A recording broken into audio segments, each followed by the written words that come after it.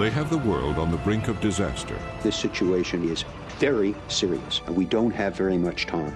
They claim to have nuclear capability. They could sell it to a terrorist organization. Their leader controls the minds and hearts of his people, like communist dictators from another era. The iron fist is stronger than anything we've seen anywhere else. It's the most successful totalitarian regime ever constructed. Why has this once strong and independent people allowed one of the most repressive regimes to survive? This goes with the Korean tradition of monarchical power. How has North Korea arrived at its unique and perilous place in the world today?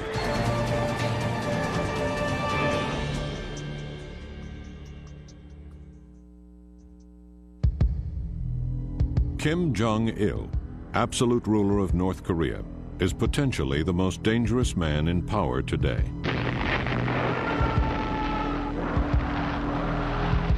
The man behind a virulent campaign of propaganda against the United States, Kim now claims to possess nuclear weapons and says he will use them if his regime is threatened. He rules over the most isolated nation on Earth, a country the size of Mississippi, population 22 million.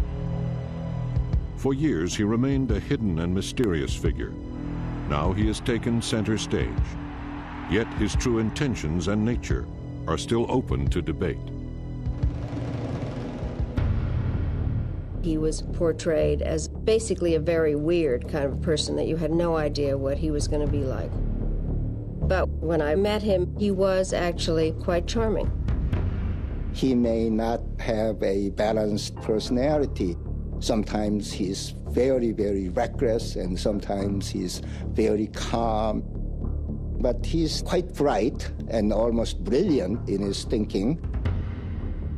He's nobody's fool, but he's apparently a very quixotic, compulsive, rather rash man. That aspect of him is worrisome. In a leader who's going to have his finger on a nuclear trigger, maybe. The full extent of Kim's nuclear capability is still unclear. But if he actually possesses atomic weapons or the materials to make them, the threat reaches well beyond the region. North Korea is ready to sell nuclear missile, nuclear weapons to any buyer at reasonable prices. You can't stop a handful of plutonium, which is all it takes to make a bomb, a sort of grapefruit-sized lump, from getting out of North Korea. One of the things I fear about a nuclear North Korea is that it will sell plutonium to the likes of Osama bin Laden. The reality of nuclear weapons in North Korea could also lead to a perilous new arms race. Immediately, Japan will go nuclear.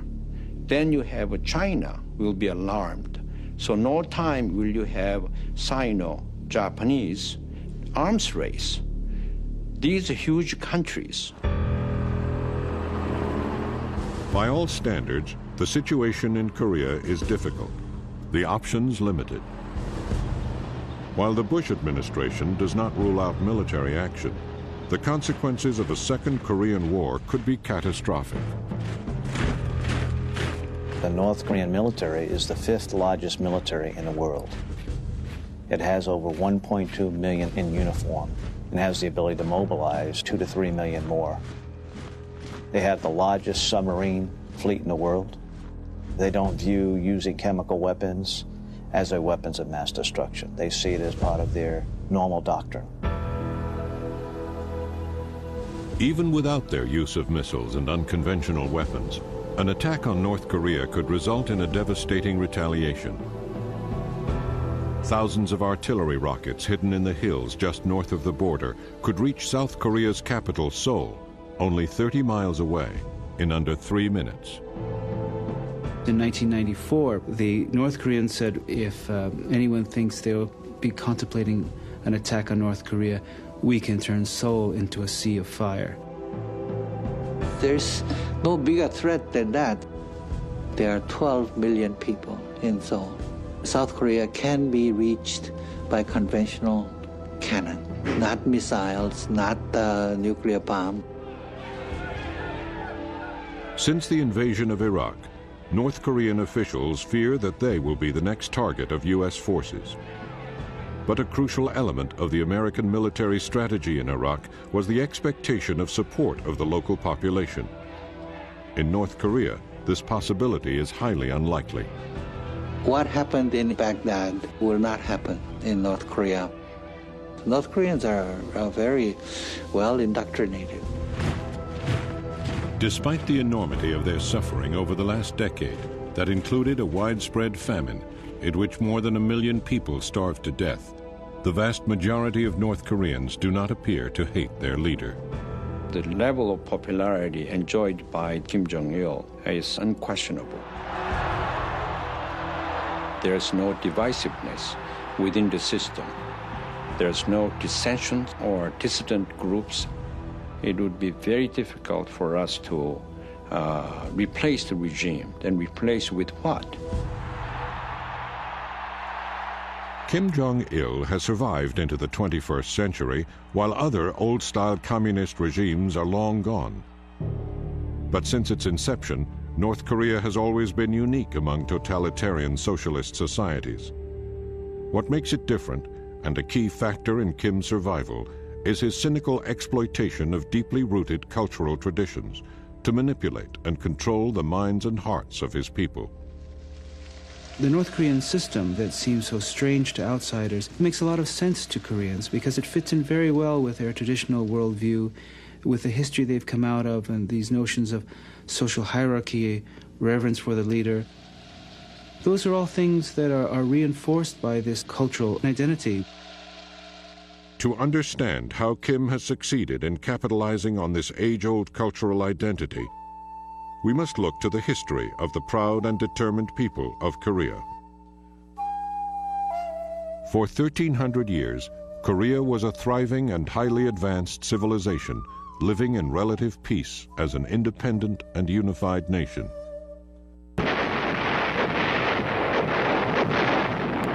But Korea's unique position in the geography of the region made it a tempting target.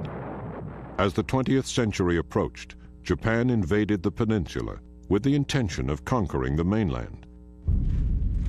Instead, they took Korea. Korea remained a colony of Japan for 35 years. Koreans were given Japanese names. The speaking of Korean was discouraged. The eating of Korean food was derided. And when they were crossed, the Japanese could be very brutal. The Japanese forced tens of thousands of young Korean women to work as sexual slaves, essentially, for the Japanese military, the so-called comfort women, as well as mobilizing hundreds of thousands of Koreans for forced labor in Japanese mines and factories. They imprisoned and killed thousands of Koreans who resisted. It was a policy of cultural obliteration of Korea's independent identity. Japan is finished as a major world power.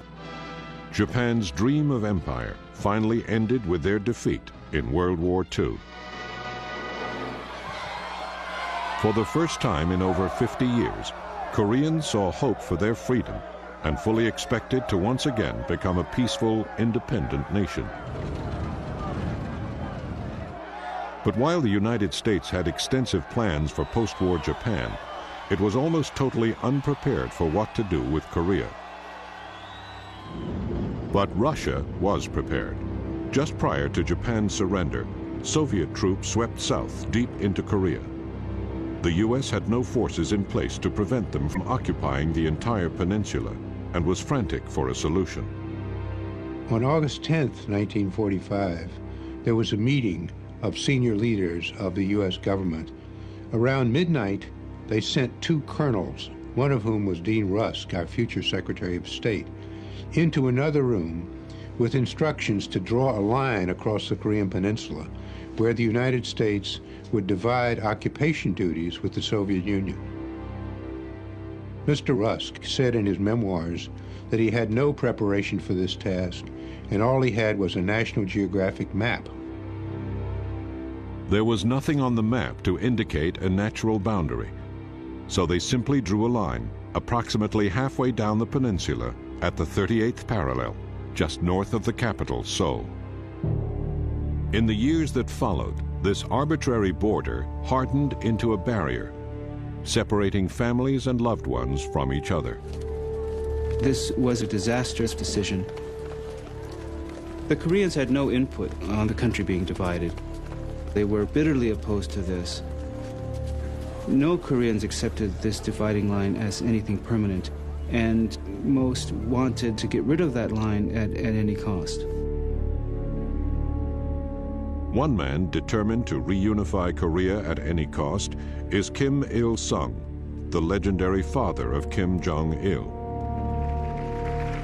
Chosen by Soviet Premier Joseph Stalin to lead North Korea, he will become like a god to his people. But his dream of reunifying his country will result in a devastating catastrophe.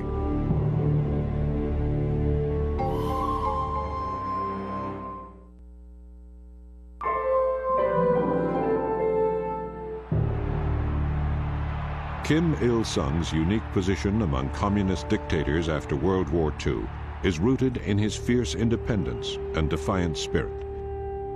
He begins his career as a guerrilla fighter against the hated Japanese. Kim wasn't just a Soviet stooge like some of the people that Stalin was putting into power in Eastern Europe. He was a genuine nationalist that the Koreans could respect as someone who really spent his whole life up to that point fighting the Japanese. And he did seem to have a certain charisma. The legends of his daring do, of course, were very much used, and the cult of personality immediately began to be put in place and has continued to this day. The systematic development of Kim's cult of personality depends primarily on a ceaseless campaign of propaganda. It seems as if Kim Il-sung was the sole independence fighter against the Japanese. That Kim Il-sung is a military genius. That's how children are taught. We were told that he crossed the river on a bridge of leaves, and that he threw pine cones, and they turned into grenades. We heard this over and over, and we really believed that. So naturally, we idolized him.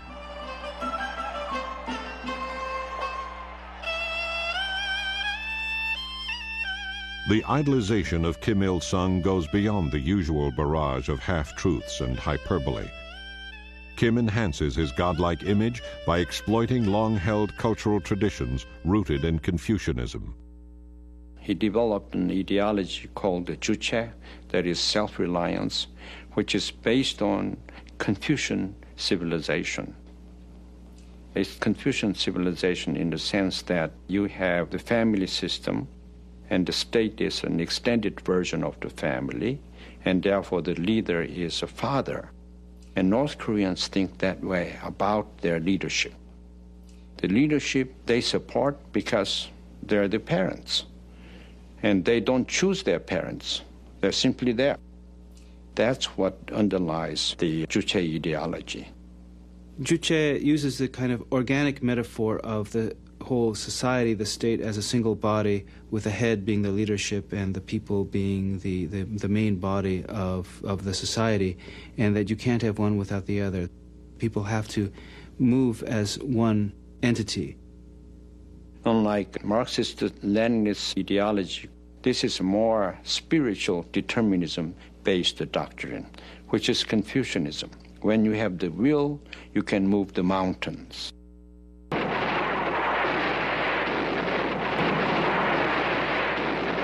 On June 25, 1950, Kim Il-sung launches a massive invasion of South Korea. In Northeast Asia, the latest hotspot in the Cold War, Almost all analysts in the United States thought that it was Joseph Stalin who told Kim Il-sung to go conquer South Korea. Russian-controlled North Koreans with typical red disregard for international decency invading their fellow countrymen to the south. That was the official script. But we know today that it was the other way around. It was Kim Il-sung who asked Stalin. Stalin didn't like this idea at first because he didn't want to provoke the Americans. He didn't want to trigger World War III over Korea, which was not that important to him compared to Europe. Eventually, Kim convinced Stalin that they could get away with this. Kim predicts that the conquest of South Korea will take only 30 days. The war drags on for more than 3 years.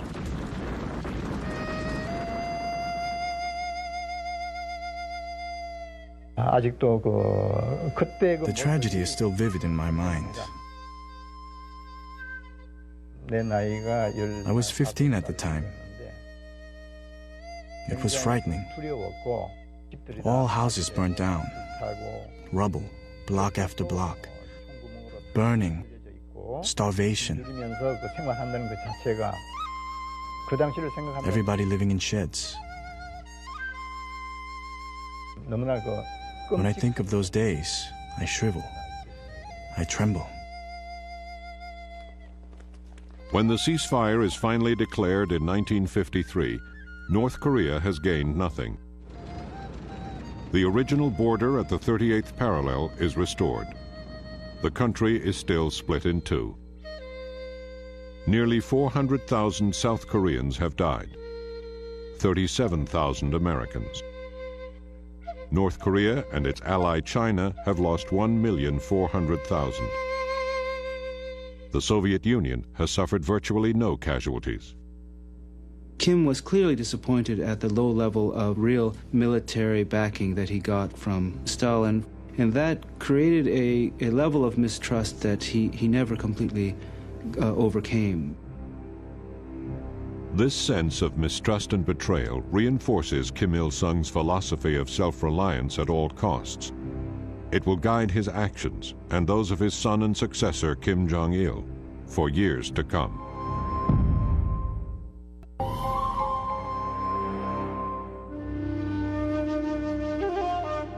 Beneath the smiles of Kim Il-sung and the leader of Communist China, Mao Zedong, by the 1960s, tensions are brewing.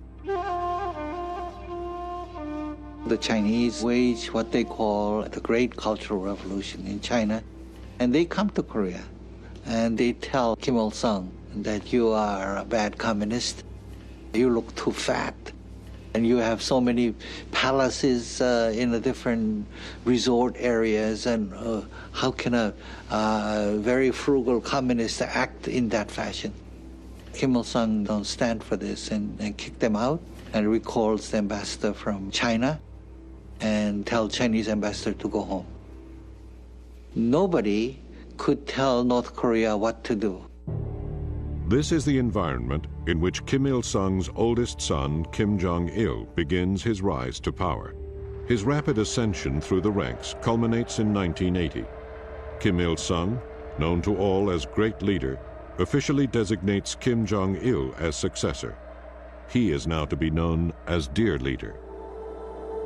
Suddenly this myth appears that Kim Jong-il was born on sacred Mount Paektu, a mythical place where the Korean people supposedly originated in the far distant past, and that at the time of his birth, in the middle of February, flowers bloomed, there was a double rainbow in the sky, and the whole world knew that a great new leader had been born. In reality, Kim Jong-il is born in a Russian military camp in the Soviet Union on February 16, 1942. At the end of World War II, he moves with his family to Pyongyang, the new capital of North Korea. Little is known about Kim Jong-il's early life. His first job, at age 22, is in the propaganda section of the party. He made propaganda films, he made musicals, he staged plays. So he's naturally get involved with the actresses. He's been called a playboy, and he likes the women, and he likes to drink, and all the what artists enjoy that he really enjoys.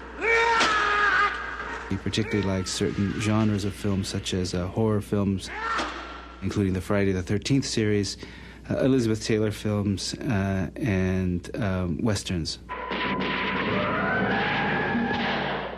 At some stage, he decided that the actresses and actors in North Korea were not very good. And so he said, I would like to have Miss Chae, who is one of the more noted actresses in South Korea, here to make movies. And so they kidnapped her. In 1978, Chae Hyun-hee is kidnapped by North Korean agents. When she arrives in North Korea, she is greeted by the dear leader himself. There was a voice. Welcome to North Korea. I am Kim Jong-il. I felt I was now to be killed. I felt as if all my blood fell down to my feet. 6 months later, Miss Chae's husband, the renowned film director Shin Sang-ok, is also kidnapped. Over the next 3 years, they are forced to make films for Kim Jong-il, including a North Korean version of Godzilla.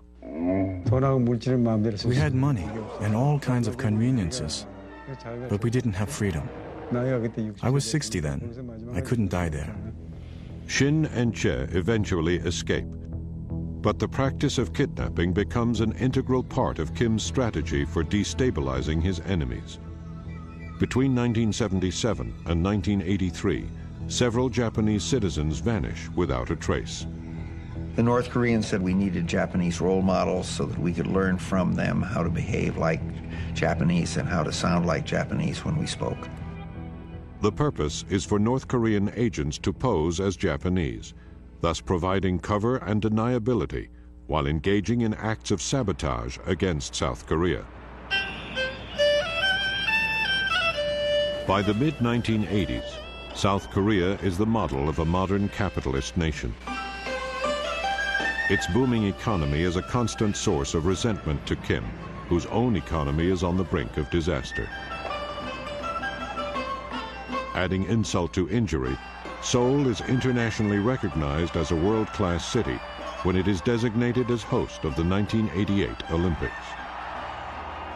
Determined to intimidate participants and disrupt the Games, North Korea turns to its strategy of abduction and sabotage to perpetrate an act of terrorism, allegedly at the direction of Kim Jong-il.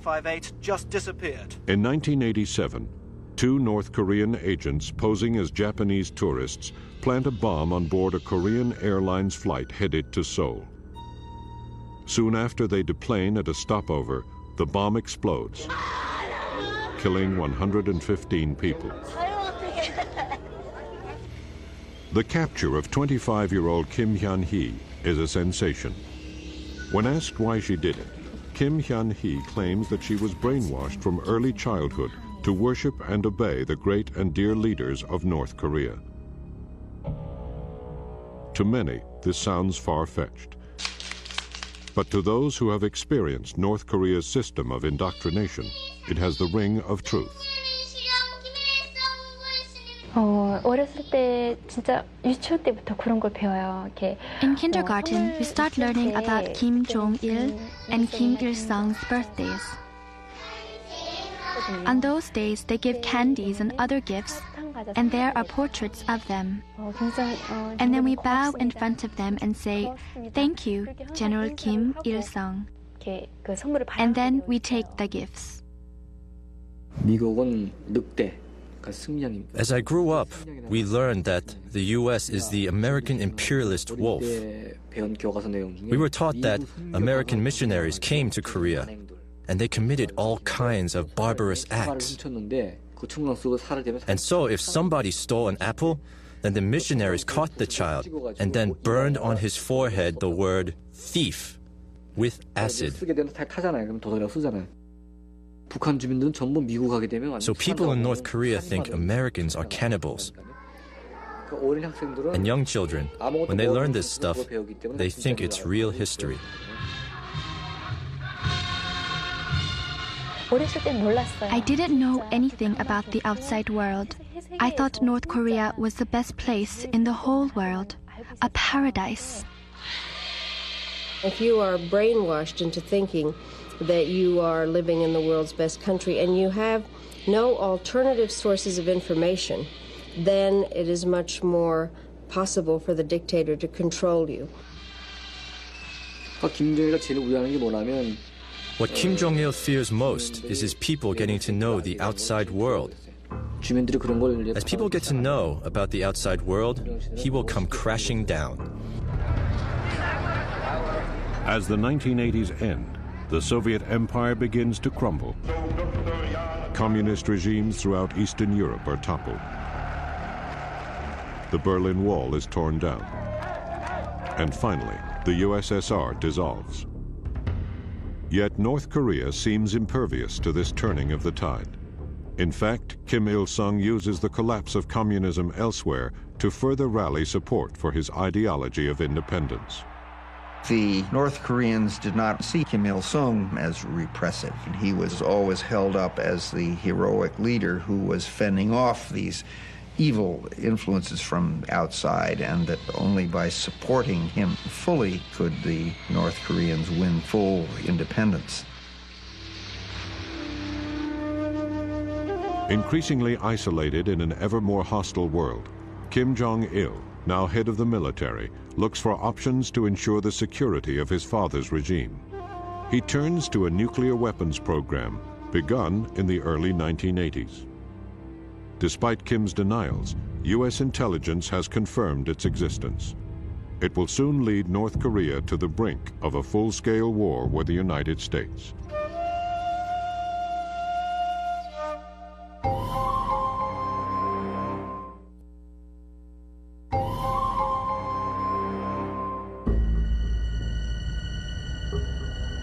On the morning of June 16, 1994, President Bill Clinton calls together his top advisors for what amounts to a war council.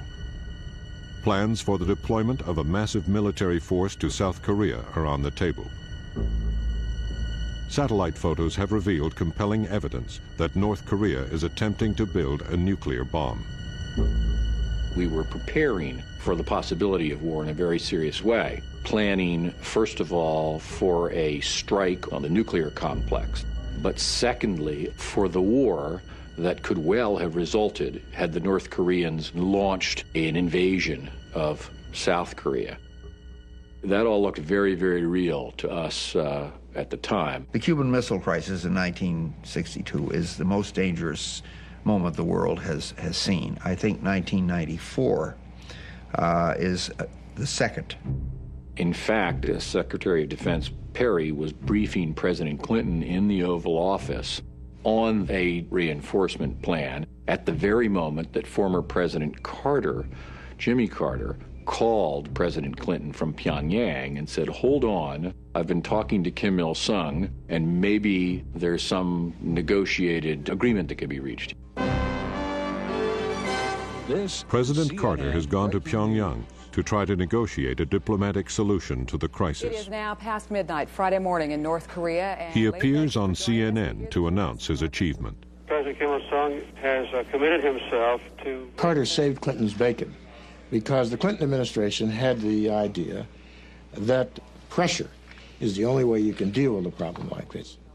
They had no understanding of North Korean psychology, which is that simply made them more determined to resist the pressure and show that they would not be cowed down by the mighty superpower. Carter has averted a military showdown. In exchange for oil and other sources of energy and the eventual normalization of relations with the United States, the North Koreans agreed to freeze their nuclear program. But while the terms of the agreement are being negotiated, an unexpected event rocks North Korea. Kim Il-sung suddenly dies of a heart attack. The shock is felt even by those aware of his abuses who have escaped to the south. When Kim Il-sung died, I wept. I really mourned. We couldn't believe it. He seemed immortal. Many died from excessive mourning and weeping.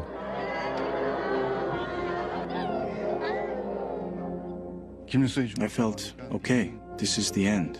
We are finished. I thought we wouldn't be able to carry on without Kim Il-sung. The new leader of North Korea, Kim Jong-il, lacks his father's charismatic command. Many predict that his government will soon collapse, but he is determined to retain power at any cost. This is a man for whom regime survival is fundamental. And so he will do what he needs to do to stay in power in terms of the control over his people, the lack of human rights, and some of those things are quite horrific. The national security system has been strengthened under Kim Jong-il. The political surveillance expanded. In the past, people were taken away, imprisoned with discretion, but now they just don't care. They openly pick up people and then put them in prison, and they disappear without leaving a trace. Many disappear into a system of prison camps, hidden between the mountains near the northern border. The only known photographs of the prisons themselves are satellite pictures. These sketches were drawn by former prison guard An Myung-cha. I was a prison guard for 8 years, and I saw brutal stuff. Think of Auschwitz during World War II. In Auschwitz, they specialized in killing people fast. In North Korea, they kill them as slowly as possible. They told me that the inmates were political criminals and disloyal, so if they attempted to escape, we could shoot them to death. In 1994, An learns that his father has been overheard criticizing Kim Il-sung. He knows he will have to escape North Korea or face dire consequences. I had done nothing wrong. My father was branded as a traitor, and then he was killed. My mother was also accused of being a traitor and put in prison. My brother was killed too. So I had to escape somehow, even if that meant death. The Duman River marks the border between North Korea and China. It is patrolled by North Korean agents who often shoot to kill people trying to escape. After several attempts, An makes it safely to the other side. Others are not so fortunate. Despite the risks, by the mid-90s, an increasing number of people attempt to flee North Korea, not only because of the growing repression, but primarily because of the country's ever-deepening economic crisis. They're in economic trouble, partly because they don't run their economy very well. But by the mid-90s, you then have a series of natural disasters, floods, etc., that lead to serious famine.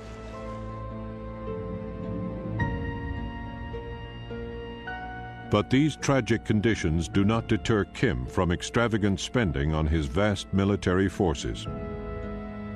He starves his people at the expense of providing for his military. 30 to 50% of the North Korean gross domestic product goes to the military.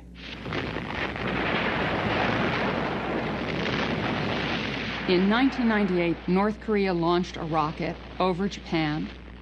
It created a huge outcry, not only because it went over Japan, but because, unbeknownst to our analysts in advance, it turned out to be a 3-stage rocket. If that 3-stage rocket had been successful, which it was not, it fell into the sea, it very soon could have reached the continental United States. The White House is stunned. The hope for a peaceful progression in relations has collapsed on both sides. When North Korea made its nuclear freeze agreement with the U.S. in 1994, we got up front what we wanted. They stopped their nuclear program that could have made 30 nuclear weapons a year in a very short time if it had not been stopped. So they felt they'd given up quite a lot. They got promises. After this agreement was concluded in 1994, the Republicans take over Congress. Clinton faces real opposition to this agreement he's just concluded. You softy, you've just given away the store to North Korea. So Clinton just didn't carry out most of this agreement. And many people in the Clinton administration thought, well, North Korea will collapse anyway. We don't have to carry it out. In the meanwhile, the military men in North Korea are going to Kim Jong-il and saying, you sucker, you've been conned. When Kim launches his long-range missile, Clinton is compelled to rethink U.S. policy towards North Korea. Following South Korea's lead of dialogue with the North, in October 2000, the president sends his Secretary of State, Madeleine Albright, to Pyongyang for direct talks with Kim Jong-il. I went having been briefed on what kind of a weirdo he was from our own people. He was portrayed as reclusive-like, with many girlfriends and watching porno movies, and basically a very weird kind of person that you had no idea what he was going to be like. So, did you spend a pleasant time there? He was actually quite charming. While I knew all the terrible things that he had done, I could at least make the distinction that he wasn't crazy. He was very, very well prepared, responded without notes, was not only respectful, but also interested in what I had to say. The talks with Secretary Albright lead to a remarkable breakthrough. Kim Jong-il puts his missile program on the table. He offers to end all exports of ballistic missiles. He offers to freeze the production, deployment, and testing of all ballistic missiles with a range of 300 miles or more. This was extraordinary. It was indeed a moment of great hope. There was a possibility Kim Jong-il was finally going to enter the community of nations, perhaps hesitantly, but ultimately to really create the final peace and stability that might replace the armistice of 50 years that had been put in place at the end of the Korean War. It was a hopeful set of cards that we left on the table. I think it was a big surprise to everybody when the Bush administration decided not to pick up that hand of cards. The newly elected President Bush has grave concerns that Kim Jong-il cannot be trusted. North Korea is a regime arming with missiles and weapons of mass destruction. States like these and their terrorist allies constitute an axis of evil. Bush's strong words are met by an increasingly defiant Kim Jong-il. North Korea's seeming determination to become a nuclear power will lead to an ever-escalating confrontation with the United States.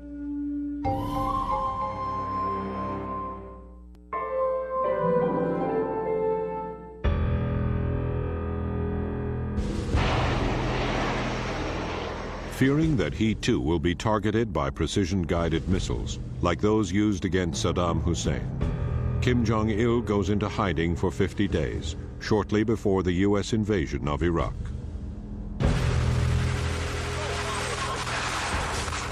Kim's disappearance also coincides with the annual U.S.-South Korean joint military exercises. For more than 50 years, the U.S. military has maintained a commitment to protect the South at a cost of more than $2 billion per year. 37,000 American troops are still in place and ready for combat. If I were North Koreans, I would worry too. We know today the Americans have a 5-stage attack plan on North Korea. They are scared of us. They've been scared of us throughout the Cold War. And now, during the Bush period, they've become really scared again. People say, well, are you willing to talk to North Korea? Of course we are. But what this nation won't do is be blackmailed. President Bush has stated that any direct talks prior to North Korea's halting of its nuclear program are blackmail, the rewarding of bad behavior. If that remains the U.S. posture, I think we're headed for a train wreck. I think it will be very difficult to prevent North Korea from going ahead with a nuclear weapons program. But many believe that Kim's true intention is to bargain away his nuclear program in exchange for normal relations with the West and a guarantee his regime will survive. Deep down, the honest feeling on the part of top leadership, in my assessment, is that they like to have a situation where they don't need to pursue nuclear weapons. I'm absolutely sure if we provide a security assurance, they will have incentive to do away with their nuclear programs. In April 2003, U.S. and North Korean officials meet in China to try to resolve the nuclear issue.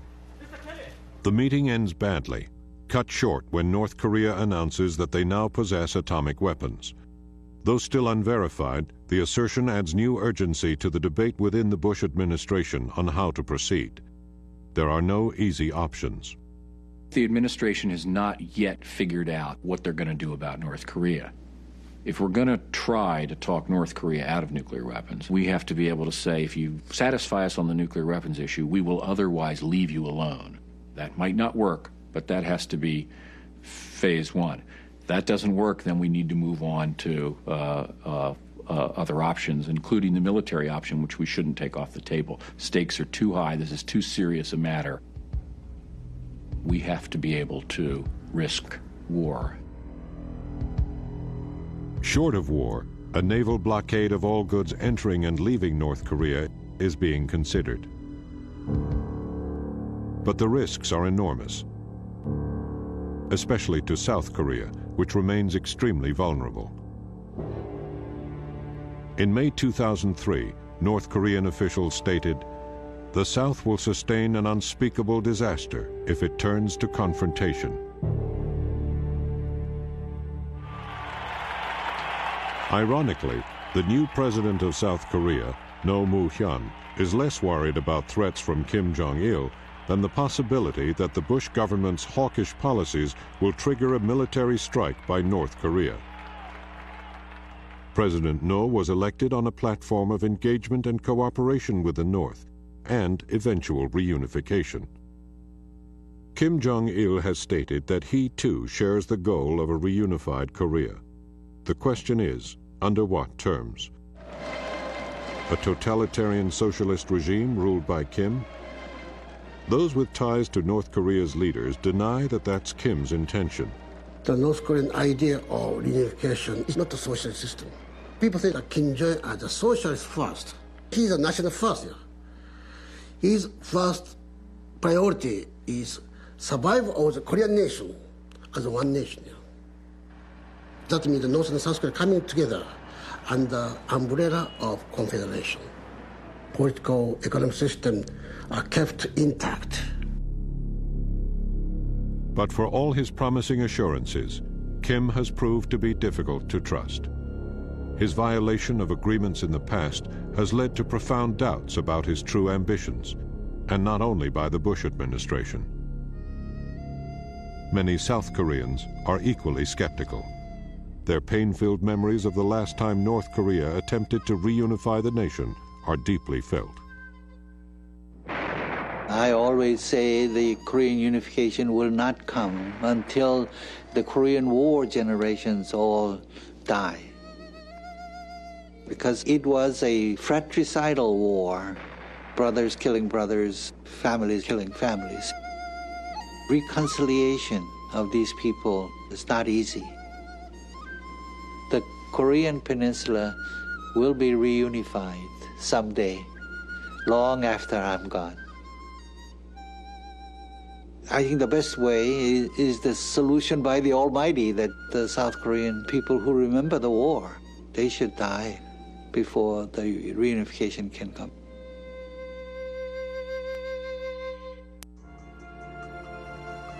Stay tuned for Page One, your first look at the front page of tomorrow's New York Times. Then, relive the early months of the Korean War, when General MacArthur's daring invasion turned the tables for American and UN troops. Our Time in Hell, the Korean War, next.